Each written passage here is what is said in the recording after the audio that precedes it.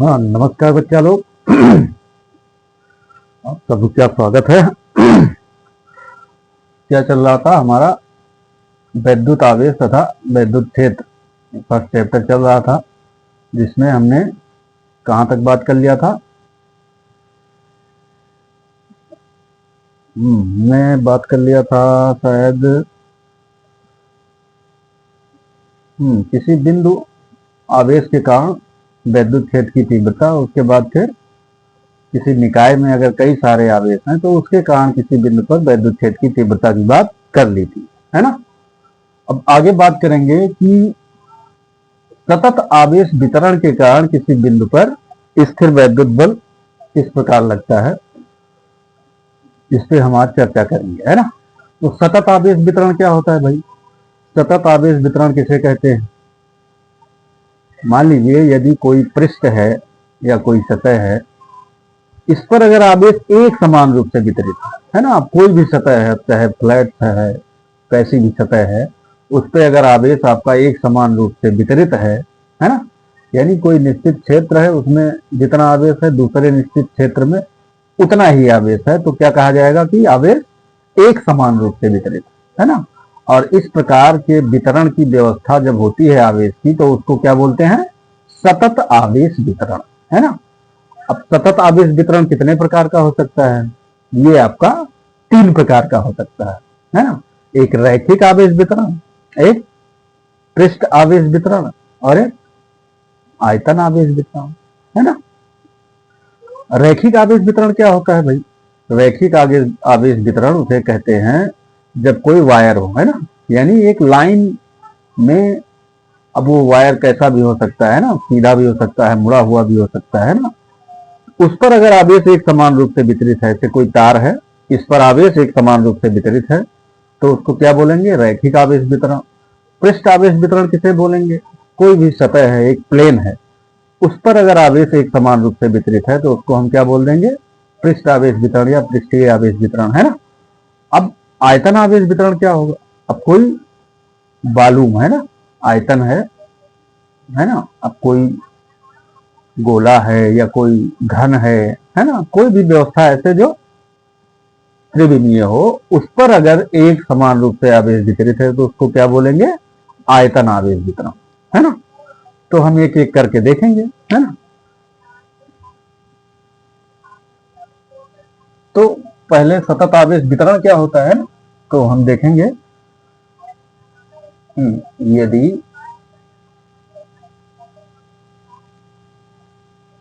किसी पृष्ठ अथवा सतह पर आवेश एक समान रूप से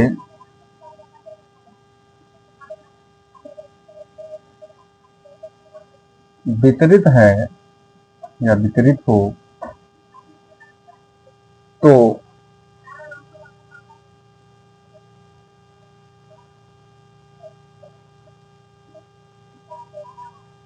इस प्रकार के आवेश वितरण को सतत आवेश वितरण कहते हैं,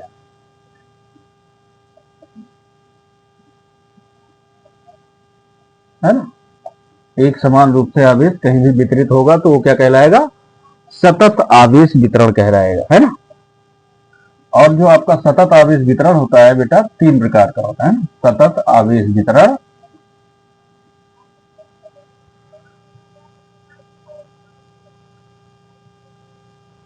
तीन प्रकार का होता है,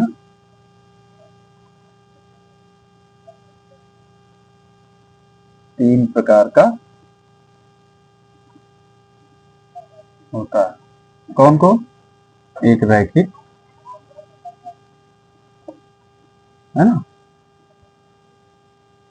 समपृष्ठीय व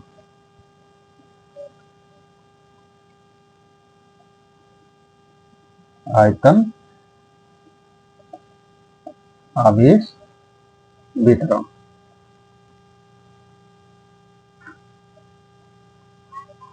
ठीक, अब एक एक करके देखेंगे भाई। तो पहले हम आ जाते हैं रैखिक आवेश आवेश वितरण, है ना। पहले हम देखेंगे रैखिक आवेश वितरण, है ना। रैखिक आवेश वितरण के कारण किसी भी बिंदु पर स्थिर वैद्युत बल क्या होगा वो देखेंगे। ठीक है, आ जाइए।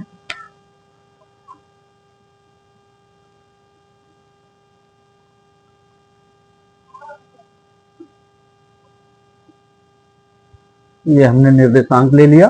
अब कोई भी रैखिक आवेश वितरण क्या होगा, कोई वायर है, मान लीजिए ऐसा कोई वायर है। ठीक, इस पर आवेश एक समान रूप से वितरित है।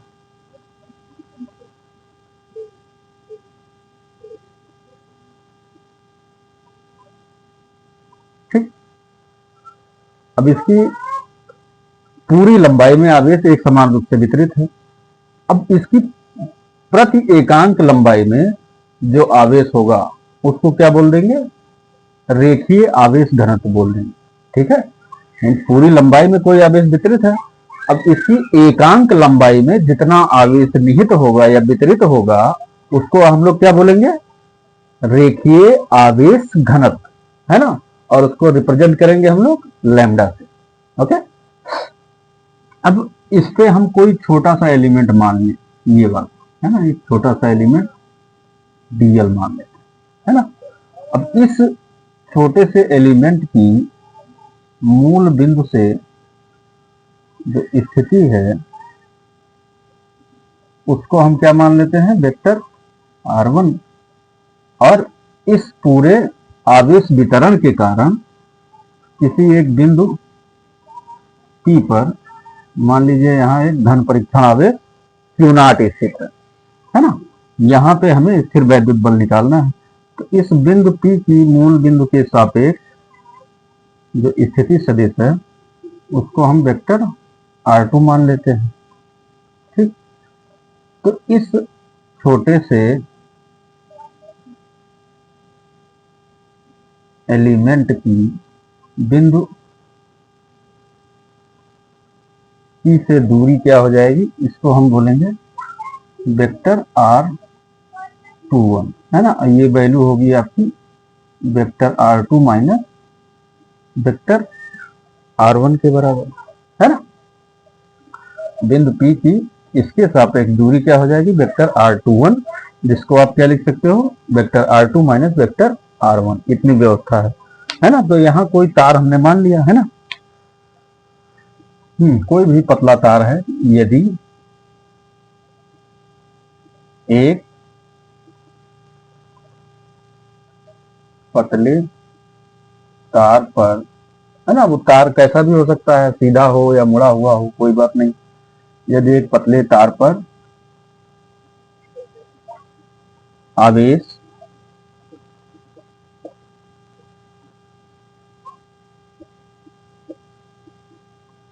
एक समान रूप से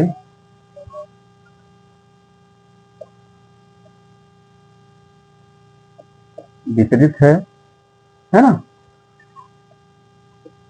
तब ये क्या कहलाएगा, ये रैखिक आवेश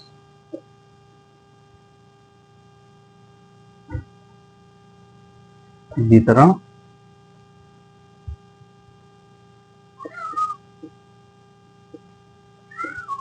कहलाता है ना।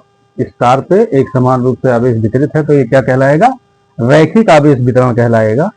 ठीक है, अब इसके प्रति एकांक लंबाई पर जो आवेश होगा उसी को क्या बोलेंगे, रेखीय आवेश या रैखिक आवेश घनत्व बोलेंगे, है ना। इसके प्रति एकांक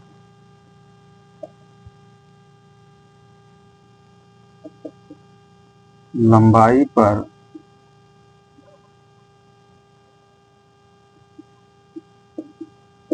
आवेश क्या कहलाएगा, रैखिक आवेश घनत्व कहलाता है ना। और इसे रिप्रेजेंट कैसे करते हैं, तथा इसे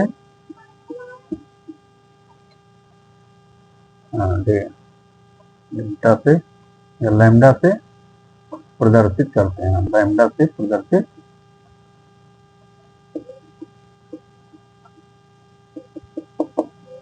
है ना। इतनी बात हो गई, ठीक है। अब ये जो रैखिक आवेश वितरण है, इसको हमने क्या मान लिया है, मान लिया कि छोटे छोटे खंडों में बटा हुआ है, और उसमें से हमने एक खंड ले लिया जिसकी लंबाई क्या है, dl है ना। तो इसमें आगे हम मानेंगे कि माना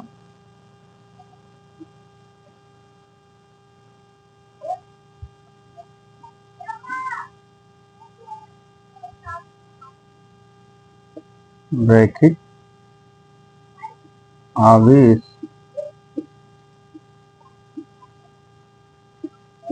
वितरण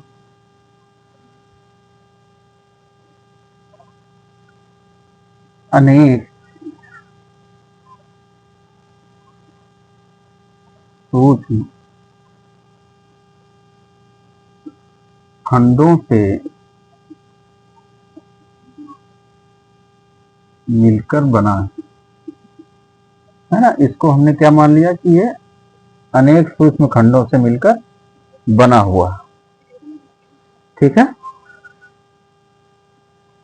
अब इसके बाद हमने एक छोटा सा अवयव ले लिया है ना, माना एक सूक्ष्म अवयव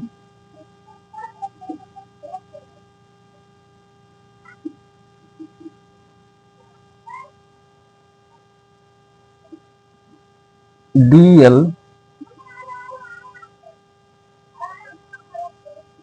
पर आवेश है ना। तो इस पर आवेश क्या हो जाएगा भैया, हमने क्या बताया कि प्रति एकांक लंबाई में जो आवेश रैखिक आवेश घनत्व तो है वो कितना है, लैम्डा है। अब इसकी लंबाई dl है, तो इस पर आवेश क्या हो जाएगा, dq बराबर लैम्डा इंटू dl है ना। ये आपका आवेश हो जाएगा। अब ये जो आपने छोटा सा अवयव लिया है, इसका मूल बिंदु के सापेक्ष स्थिति सदिश क्या है, वेक्टर r1 है, और जिस बिंदु P पर आपको निकालना है स्थिर वैद्युत बल, उसका स्थिति सदिश r2 है ना।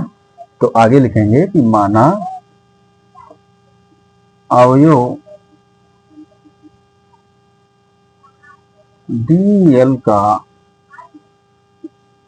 मूल बिंदु O के सापेक्ष स्थिति सदिश या विस्थापन है ना, कुछ भी लिख सकते हैं, स्थिति सदिश वेक्टर r1 है ना, बराबर।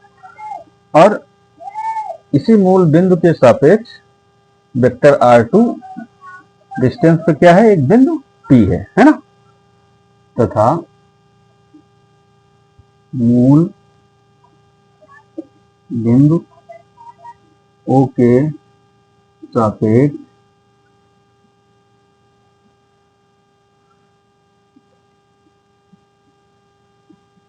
स्थिति वेक्टर r2 है, वेक्टर r2 पर एक बिंदु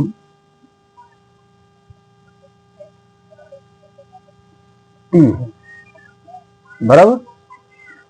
जिस पर मान लो कि एक धन परीक्षण आवेश रखा है ना, P है, जिस पर एक धन परीक्षण आवेश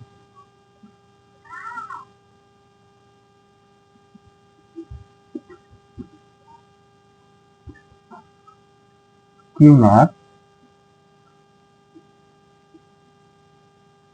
स्थित यह रखा है ना। अब कूलाम का नियम लगा देंगे, है। एक मिनट बेटा, ऊपर इरेज करूंगा।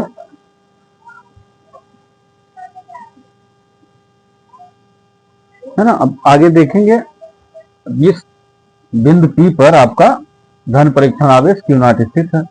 अब हम देखेंगे कि इस अवयव dl पर जो आवेश dq है उसके द्वारा बिंदु P पर स्थित धन परीक्षण आवेश Q0 पर जो वैद्युत बल लग रहा है वो कितना है ना। तो कूलाम के नियमानुसार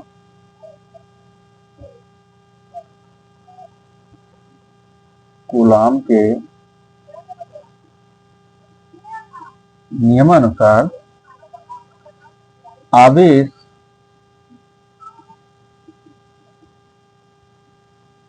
dq द्वारा धन परीक्षण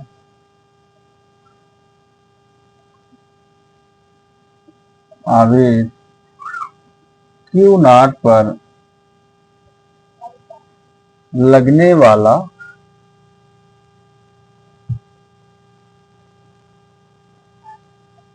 वैद्युत बल, तो ये क्या हो जाएगा, इसको हम वेक्टर dF मान लेंगे और ये हो जाएगा आपका 1/4πε0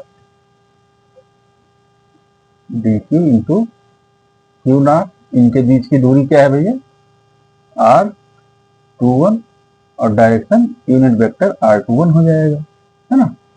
r21 का स्क्वायर, है ना। यहाँ पे r21 क्या है, जहां r21 आवेश, है ना। अवयव dq बोल दो, अवयव dl व बिंदु P के बीच की दूरी, बराबर। r21 क्या है, अवयव dl और बिंदु P के बीच की दूरी है, ठीक है। अब अगर संपूर्ण रैखिक आवेश वितरण के कारण हमको बिंदु P पर स्थिर वैद्युत बल ज्ञात करना है तो क्या करेंगे, इसको इंटीग्रेट कर लेंगे, है ना। अतः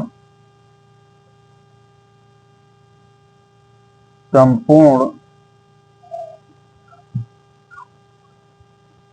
रैखिक आवेश वितरण के कारण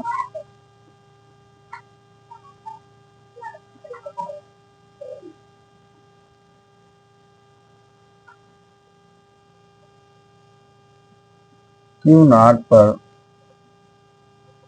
वैद्युत बल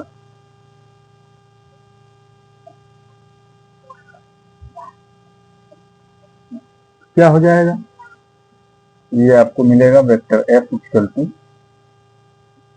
Q0 को ध्यान ले आओ 4πε0 dq की जगह आप क्या रख सकते हो, लैम्डा इंटू, है ना।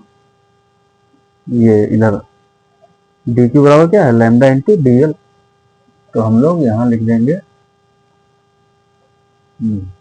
Lambda into unit vector r21, है ना। इसको इंटीग्रेट करना है, ये इतना क्या है आपका कांस्टेंट वैल्यू है, लाइन इंटीग्रल, है ना। क्योंकि आवेश रैखिक रूप से वितरित है, इससे लाइन इंटीग्रल लगेगा अपान r21 स्क्वायर और dl, बराबर। तो ये आपका जो फार्मूला निकल के आया, ये क्या बता रहा है, रैखिक आवेश वितरण के कारण इस बिंदु P पर जो धन परीक्षण आवेश Q0 स्थित है उस पर लगने वाला स्थिर वैद्युत बल। क्लियर है, ये आपका कंप्लीट हुआ। अब हम आएंगे पृष्ठीय आवेश वितरण, है ना। इसको देख लीजिए एक मिनट।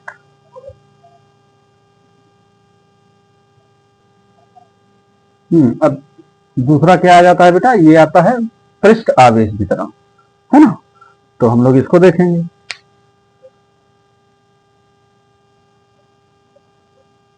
है ना। निर्देश फ्रेम ड्रा कर लिए। अब इसमें कोई पृष्ठ है ना, मान लेते हैं ये ऐसा कोई सतह है।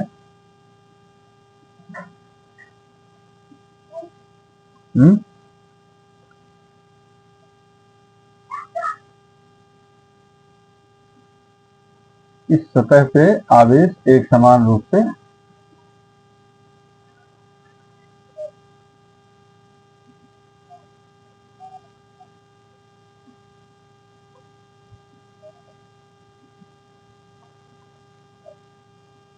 वितरित है ना, कोई भी पृष्ठ है इस पर आवेश एक समान रूप से वितरित है, तो इसको क्या कहेंगे, पृष्ठ आवेश वितरण कहेंगे। और इसके प्रति एकांक क्षेत्रफल में, है ना, क्या प्रति एकांक क्षेत्रफल में जितना आवेश वितरित होगा या निहित होगा उसको क्या बोलेंगे, पृष्ठ आवेश घनत्व बोलेंगे, है ना, क्या बोलेंगे, पृष्ठ आवेश घनत्व बोलेंगे। और उसको हम रो से डिनोट करेंगे। ओके, अब इसमें हमने क्या मान लिया, एक छोटा सा अवयव ds मान लिया, है ना, ये एक छोटा सा अवयव है, ds मान लिया। तो इस ds पर आवेश क्या हो जाएगा भैया, जो पृष्ठ आवेश घनत्व है रो, और इसका क्षेत्रफल, तो इसका क्षेत्रफल हमने क्या माना है, ds।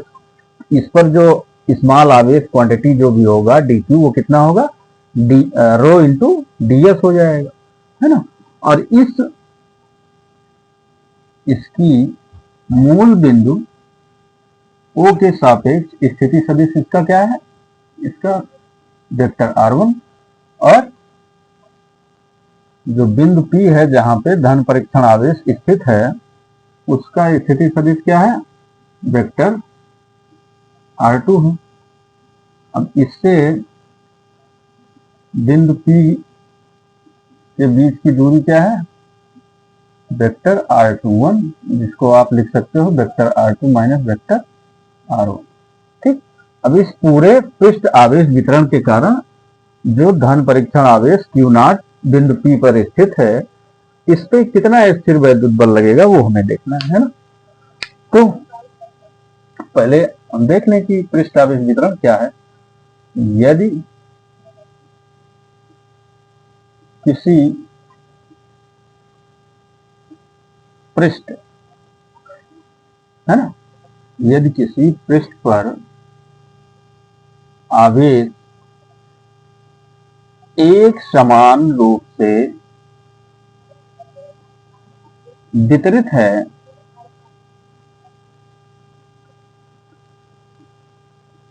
तो उसे पृष्ठ आवेश वितरण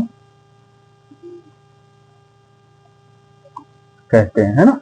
क्या बोलेंगे इसे, पृष्ठ आवेश वितरण कहेंगे या फिर पृष्ठ आवेश वितरण कहलाता है ना।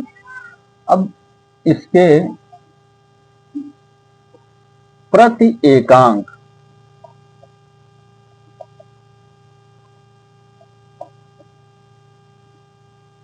क्षेत्रफल, है ना, इसका जो प्रति एकांक क्षेत्रफल है उस पर जो आवेश होगा वो क्या कहलाएगा, पृष्ठ आवेश घनत्व कहलाएगा। इसके प्रति एकांक क्षेत्रफल पर आवेश पृष्ठ आवेश घनत्व कहलाता है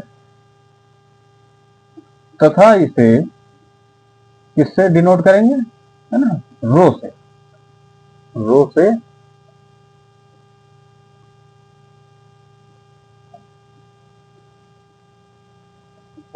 प्रदर्शित करता है, बराबर, या व्यक्त करते हैं, है ना। अब इसमें भी हम लोग क्या कर लेंगे, एक छोटा सा अवयव मान लेंगे, है ना। तो फिर आगे लिखेंगे कि पृष्ठ के अति सूक्ष्म अवयव ds पर जो आवेश होगा डी क्यू, वो क्या हो जाएगा, रो इंटू डी एस, है ना। प्रति एकांक क्षेत्रफल में आवेश जो है वो रो है ना, वही है पृष्ठ आवेश घनत्व। और जितना इस अवयव का क्षेत्रफल है उससे गुणा कर दो, तो उस पे जितना आवेश है वो हमें मिल जाएगा, बराबर, ये मिल गया। ठीक, ये इतना हो गया। अब क्या है, एक बिंदु P है ना, जिस पर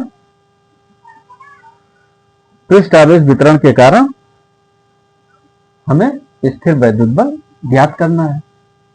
तो आगे लिखेंगे कि माना एक बिंदु P है जहां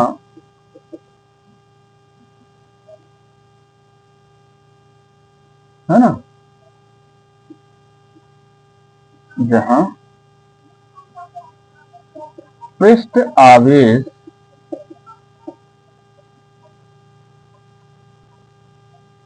वितरण के कारण है ना वैद्युत बल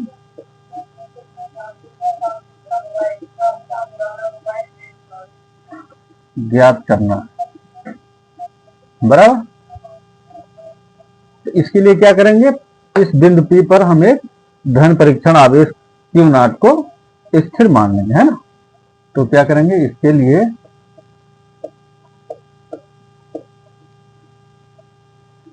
बिंदु P पर एक धन परीक्षण आवेश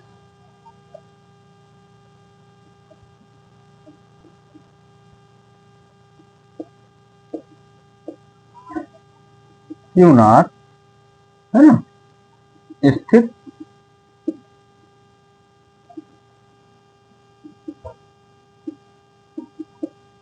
मान लेते हैं, बराबर, है ना। यहां पर धन परीक्षण आवेश Q नॉट स्थित है। अब इस बिंदु P की मूल बिंदु O के सापेक्ष क्या है, स्थिति वेक्टर कितना है, R2 है। और इस अवयव, तो इसको भी लिख लेते हैं,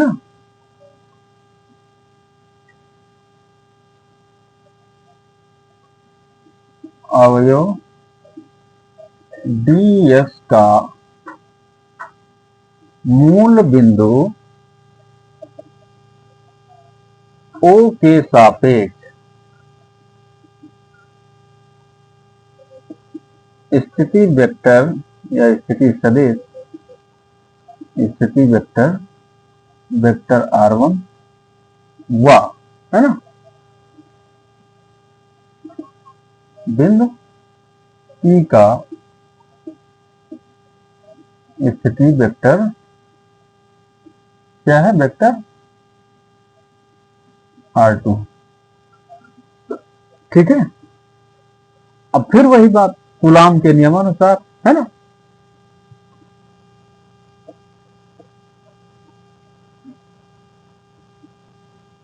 कूलाम के नियमानुसार अवयव ds पर आवेश dq के द्वारा है ना धन परीक्षण आवेश Q नॉट पर वैद्युत बल, है ना, क्या हो जाएगा, तो इसको वेक्टर df हम लोग मान लेंगे 1/4 पाई एप्सिलॉन नॉट। कूलाम का नियम क्या है, F बराबर 1/4 pi epsilon not Q1 Q2 upon R square. तो एक आवेश यहाँ ds है, सॉरी dq है ना, और एक Q नॉट है, और इनके बीच की दूरी क्या है बेटा, R21। और दिशा, यहाँ पे हमने सदिश लगा रखा है तो दिशा बतानी पड़ेगी, यूनिट वेक्टर R21, है ना। यहाँ dq की वैल्यू रख दो, तो ये बराबर आपको क्या मिल जाएगा, Q naught upon 4 pi epsilon naught, dq की वैल्यू आपका rho into ds upon R21 square unit vector R21, है ना। अब संपूर्ण पृष्ठ आवेश वितरण के कारण Q नॉट पर वैद्युत बल क्या हो जाएगा, तो इंटीग्रेट कर दो बस। अब देखेंगे हम संपूर्ण आवेश वितरण के कारण स्थिर वैद्युत,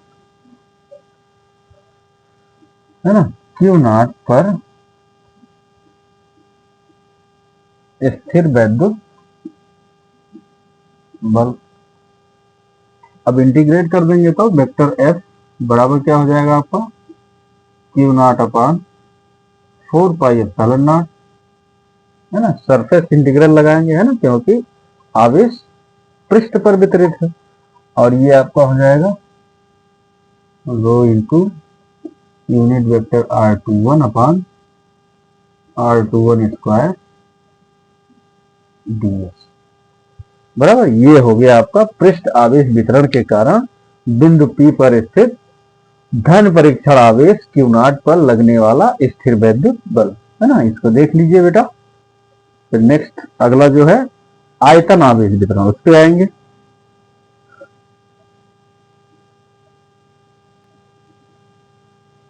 हाँ, अब हम आते हैं आयतन आवेश वितरण पे, है ना। तो आयतन आवेश वितरण क्या होता है, कोई भी आयतन है ना। अब वो मतलब वो गोले के रूप में भी हो सकता है और घन के रूप में भी हो सकता है, या घनाभ कुछ भी हो सकता है ना।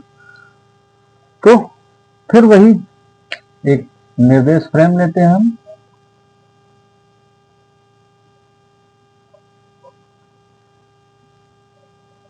है ना।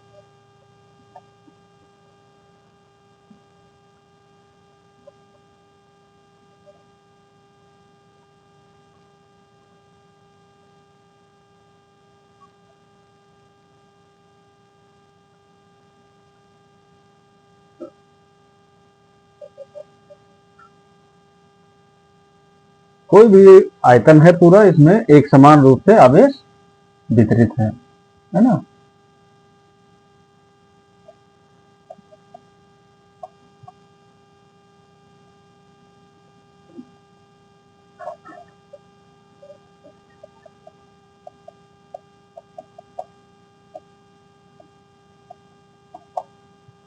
आपका आयतन है कोई भी, उस पर एक समान रूप से आवेश वितरित है, तो उसको क्या बोलेंगे, आयतन आवेश वितरण बोलेंगे। अब इस आयतन आवेश वितरण में हमने एक छोटा सा एलिमेंट ले लिया dv, है ना। क्या ले लिया, dv। अब इस पर आवेश कितना होगा, अब यहाँ पे आयतन आवेश घनत्व क्या होगा, है ना। इस पूरे बालू में जो भी आवेश वितरण है, अब इसमें यहाँ पे हम एक प्रति एकांक बालू में आवेश वितरण जो होगा उसी को क्या बोलेंगे, आयतन आवेश घनत्व बोलेंगे। और इसको हम रिप्रेजेंट करेंगे सिग्मा से, है ना। अब इस dv का जो सूक्ष्म अवयव dv है, मूल बिंदु O के सापेक्ष जो स्थिति सदिश है, फिर वही वेक्टर R1, और मूल बिंदु O के सापेक्ष ही एक बिंदु P है जिसका स्थिति सदिश वेक्टर R2 है, और यहां पर एक धन परीक्षण आवेश Q नॉट स्थित है। अब इस सूक्ष्म अवयव dv से धन परीक्षण आवेश जिस बिंदु पर रखा है, बिंदु P पर, उसकी दूरी क्या है, वेक्टर R21 है, जिसे आप vector R2 minus vector R1 लिख सकते हैं। अब इसके कारण पहले देखेंगे Q नॉट पर कितना वैद्युत बल लग रहा है ना, जो छोटा सा अवयव हमने dv लिया है, और फिर पूरे आयतन आवेश वितरण के कारण इस धन परीक्षण आवेश Q नॉट पर कितना स्थिर वैद्युत बल लग रहा है वो निकाल लेंगे इंटीग्रेट करके, है ना। सेम वैसा ही प्रोसेस। तो क्या लिखेंगे, यदि किसी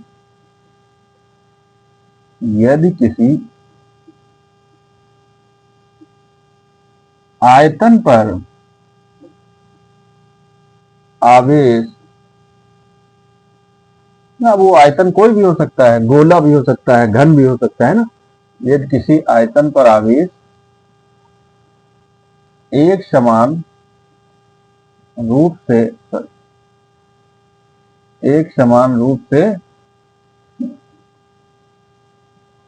वितरित है तो उसे आयतन आवेश वितरण कहते हैं। बराबर, इसको क्या बोलेंगे? आयतन आवेश वितरण बोलेंगे, या कहते हैं, या कहलाता है, कुछ भी कह सकते हैं, है ना। अब इसके प्रति एकांक आयतन में, है ना, इसके प्रति एकांक आयतन में जो आवेश होगा, है ना, प्रति एकांक आयतन पर जो आवेश होगा उसे क्या बोलेंगे? उसे हम कहेंगे आयतन आवेश घनत्व, है ना, आवेश आयतन आवेश घनत्व, है ना। इसको रिप्रेजेंट किससे करते हैं? सिग्मा से, कहलाता है। बराबर, इतनी बात हो गई, है ना।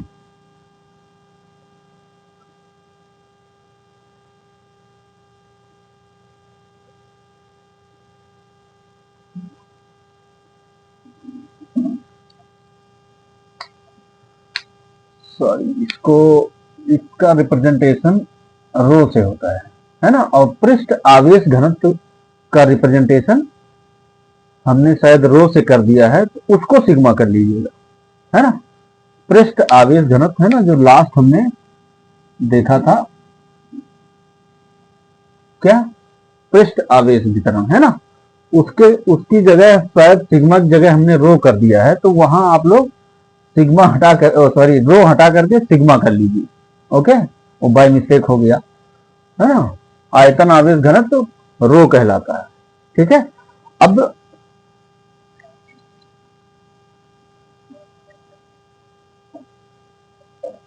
अब यहां पे हमने एक छोटा सा अवयव लिया है ना, तो आयतन के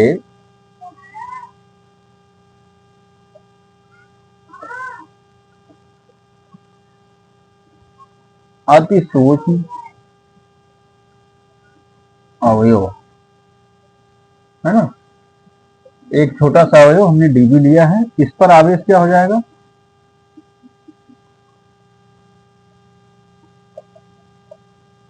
डीक्यू जो होगा रो इंटू डीबी होगा, ठीक है। करेक्ट कर लीजिएगा, पिछले वाले पॉइंट में हमने जो पृष्ठ आवेश घनत्व था उसको रो लिख दिया था, बॉय मिस्टेक हो गया वो, उसको आप लोग सिग्मा कर लीजिएगा, ठीक है बेटा। हाँ, पृष्ठ आवेश वितरण में जहां हमने रो रखा है वहां आप लोग सिग्मा रख दीजिएगा, बराबर। आयतन के सूक्ष्म अवयव डीबी पर आवेश क्या हो गया? डी क्यू आपका रो इंटू डीबी हो गया, है ना। अब फिर वही बात, अब एक बिंदु पी मान लो, है ना, माना एक बिंदु पी है ना, जिस पर आयतन आवेश वितरण के कारण स्थिर वैद्युत बल ज्ञात करना है, ठीक है। एक बिंदु पी है जिस पर हमें स्थिर वैद्युत बल ज्ञात करना है ना। इसके लिए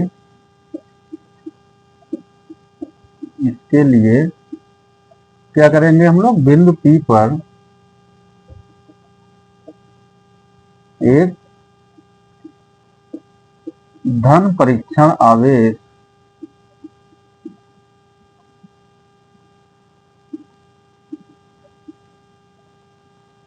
क्यू नॉट स्थित मान लेते हैं, है ना। हमने बिंदु P पर एक धन परीक्षण आवेश क्यू नॉट को स्थित मान लिया। अब इस बिंदु P और ये जो अवयव dv है, इसकी मूल बिंदु O के सापेक्ष जो स्थिति सदिश है वो क्रमशः क्या है, यूनिट वेक्टर वेक्टर r2 और वेक्टर r1 है ना। तो उसको लिख लेंगे कि बिंदु P व, है ना, सूक्ष्म अवयव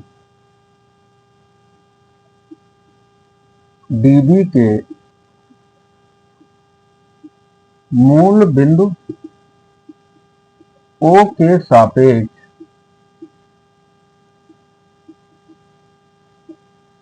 स्थिति सदिश क्रमशः वेक्टर r2 व वेक्टर r1 है ना। जो जो चीज है वही वही लिख लें।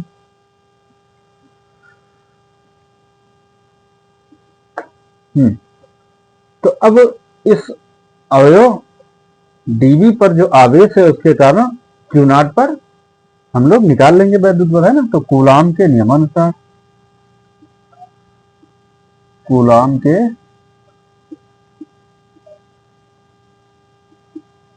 नियमानुसार अवयव dv पर आवेश, कितना आवेश है, रो इंटू dv, है ना। dq क्या है, रो इंटू dv के कारण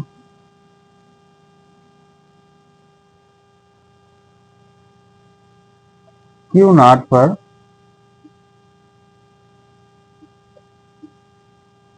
वैद्युत बल, है ना। तो कितना हो जाएगा, vector 1/4 pi epsilon naught, dq की जगह क्या, सीधे हम लोग rho into dv into Q not upon r21 square, और दिशा दिखा दो, यूनिट वेक्टर r21।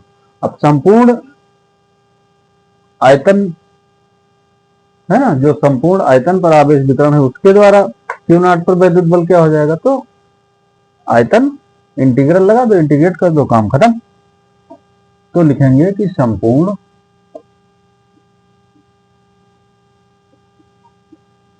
आयतन पर आवेश वितरण द्वारा, है ना, क्यू नॉट पर वैद्युत बल। तो क्या हो जाएगा भैया, ये हो जाएगा vector F is equal to q not upon 4 pi epsilon not, है ना, वॉल्यूम इंटीग्रल, कौन सा इंटीग्रल, वॉल्यूम इंटीग्रल लगेगा, है ना। ये हो जाएगा आपका rho into unit vector r21 upon r21 square और dv, है ना। तो ये आपको मिल गया संपूर्ण आयतन पर आवेश वितरण के द्वारा बिंदु P पर जो स्थित धन परीक्षण आवेश क्यू नॉट है उस पर लगने वाला कुल वैद्युत बल। तो रैखिक आवेश वितरण और पृष्ठ आवेश वितरण और आयतन आवेश वितरण के द्वारा किसी बिंदु पर अगर कोई परीक्षण आवेश स्थित है तो स्थिर वैद्युत बल कितना लगता है वो हमने देखा, है ना।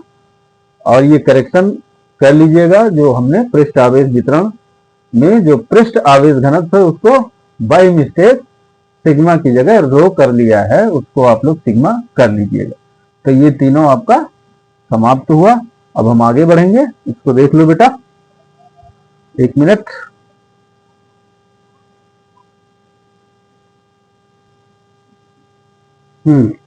आ जाए बेटा।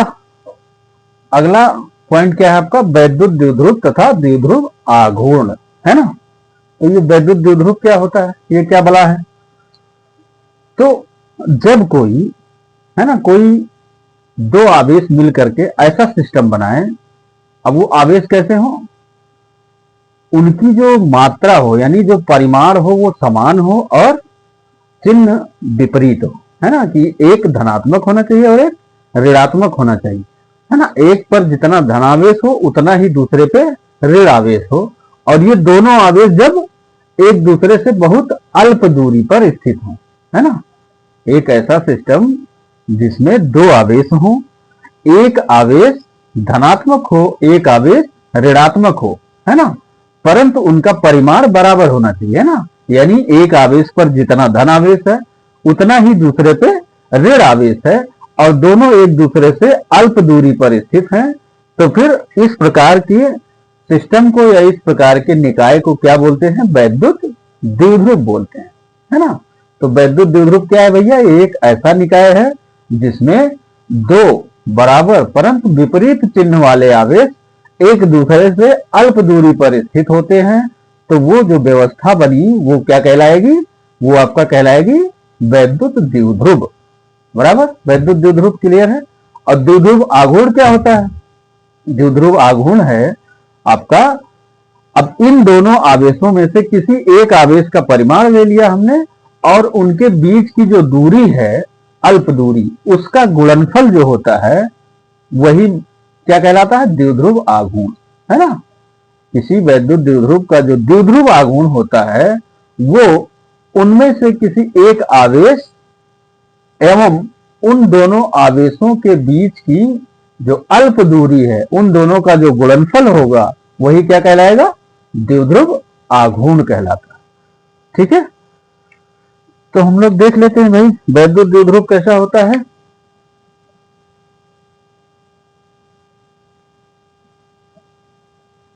है ना, एक आवेश मान लो ये माइनस क्यू है और एक आवेश ये प्लस क्यू।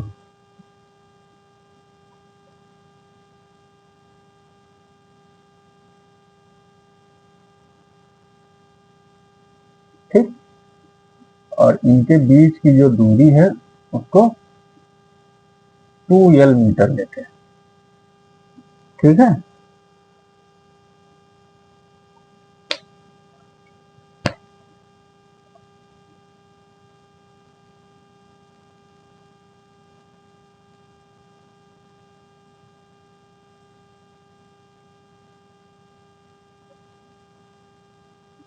ये जो होगा ये क्या है? द्विध्रुव आघूर्ण है। द्विध्रुव आघूर्ण एक सदिश राशि होती है।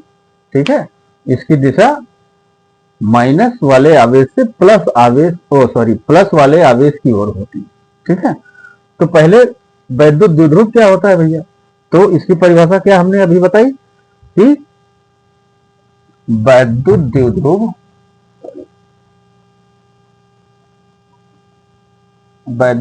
क्या है भैया? वैद्युत द्विध्रुव वो निकाय है ना, वो व्यवस्था है,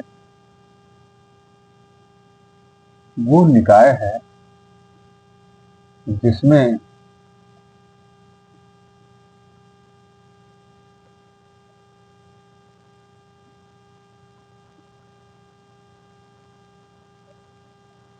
समान परिमाण व विपरीत चिन्ह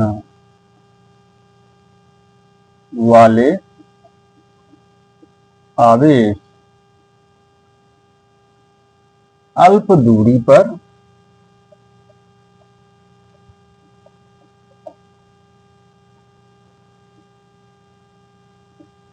स्थित होते हैं, है ना। वैद्युत द्विध्रुव क्या है? वैद्युत द्विध्रुव वह निकाय है जिसमें समान परिमाण व विपरीत चिन्ह वाले आवेश अल्प दूरी पर स्थित होते हैं। ठीक है, हाँ। अब द्विध्रुव आघूर्ण क्या है? तो हमने क्या बताया अभी? किसी एक आवेश, है ना, कोई एक आवेश का मान ले लिया हमने, तथा दोनों आवेशों के बीच की अल्प दूरी, है ना, अल्प दूरी के गुणनफल को के गुणनफल को क्या बोलते हैं बेटा? द्विध्रुव आघूर्ण या वैद्युत द्विध्रुव आघूर्ण, है ना? वैद्युत द्विध्रुव आघूर्ण कहते हैं। ठीक, तो ये दोनों की डेफिनेशन हो गई। अब मान लो भैया इसको मैथमेटिकली हमें लिखना है, तो मान लेंगे कि कोई वैद्युत द्विध्रुव है जो -q + q आवेशों से मिलकर बना है ना? माना कोई वैद्युत द्विध्रुव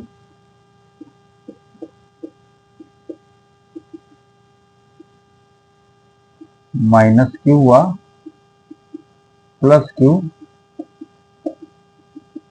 आवेशों से मिलकर बना है। ठीक, तथा इनके बीच की अल्प दूरी 2l मीटर, है ना? हमने क्या मान लिया कि एक वैद्युत द्विध्रुव जो कि -q व +q आवेशों से मिलकर बना है और इनके बीच की जो अल्प दूरी है वो क्या है? सॉरी, 2l मीटर है, बराबर।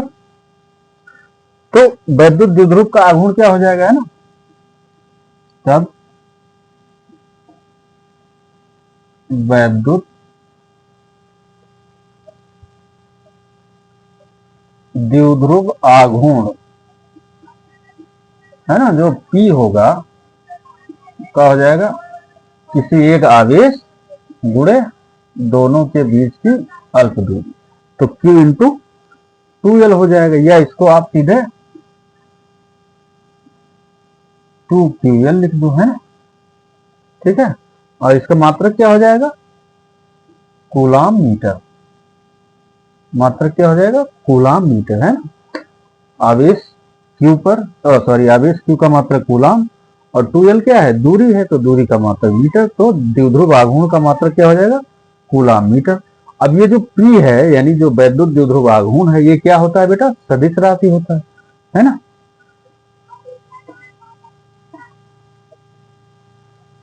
वैद्युत द्विध्रुव आघूर्ण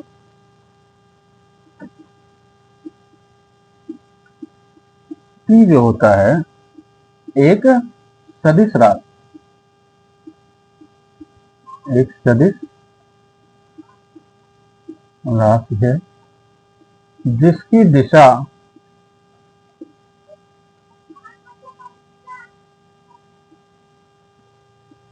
द्विध्रुव के माइनस, है ना, Q वाले आवेश से +q वाले आवेश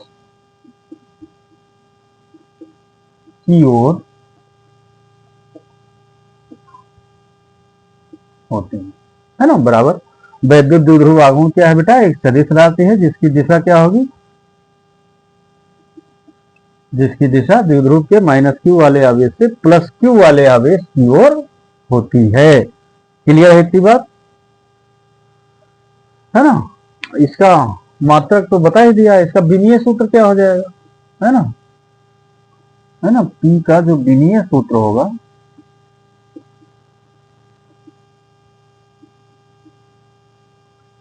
क्या हो जाएगा? आवेश का विमीय सूत्र क्या होता है? A इंटू,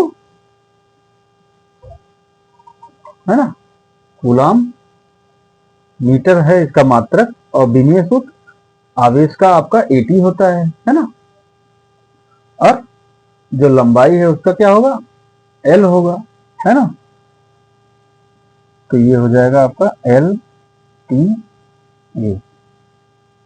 ई का विमीय सूत्र जो होगा वो क्या हो जाएगा, LTA हो जाएगा। ठीक है।